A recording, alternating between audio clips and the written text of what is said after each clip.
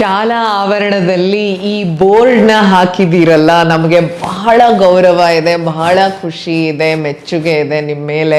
ಆದರೆ ಇದ್ರ ಕೆಳಗೆ ಇನ್ನೊಂದು ಲೈನ್ ಹಾಕ್ಬಿಡಿ ಅನ್ನೋದೇ ಇವತ್ತಿನ ಮನವಿ. ಶಾಲಾ ಆವರಣದಲ್ಲಿ ಸುತ್ತಮುತ್ತಲು 100 ಮೀಟರ್ ಅಲ್ಲ 500 ಮೀಟರ್ ತನಕನೂ ಜಂಕ್ ಫುಡ್ ಸೇಲ್ ಮಾಡೋ ಹಾಗಿಲ್ಲ ಅಂತ.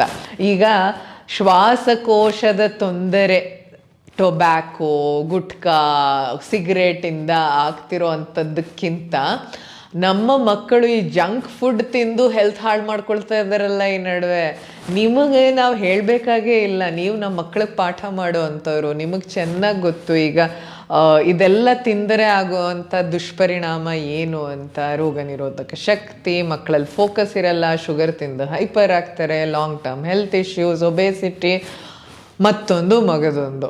ಆಯಿತಾ, ದಯವಿಟ್ಟು ಕೊಂಚ ಕ್ಯಾಂಟೀನ್ನಲ್ಲಿ, ಶಾಲಾ ಆವರಣದಲ್ಲಷ್ಟೇ ಅಲ್ಲ, ಶಾಲೆಯಿಂದ ಹೊರಗಡೆ ಇದನ್ನು ಮಾರೋ ಅಂಥದ್ದು, ತರೋ ಅಂಥದ್ದು, ಕೊಳ್ಳೋ ಅಂಥದ್ದು ಎಲ್ಲವನ್ನು ನಿಷೇಧ ಮಾಡಲಿಕ್ಕೆ ದಯವಿಟ್ಟು ಮುಂದುವರಿಯಿರಿ. ಪ್ರಿಯ ಪಾಠಶಾಲೆ ನಮ್ಮದೊಂದು ಮನವಿ.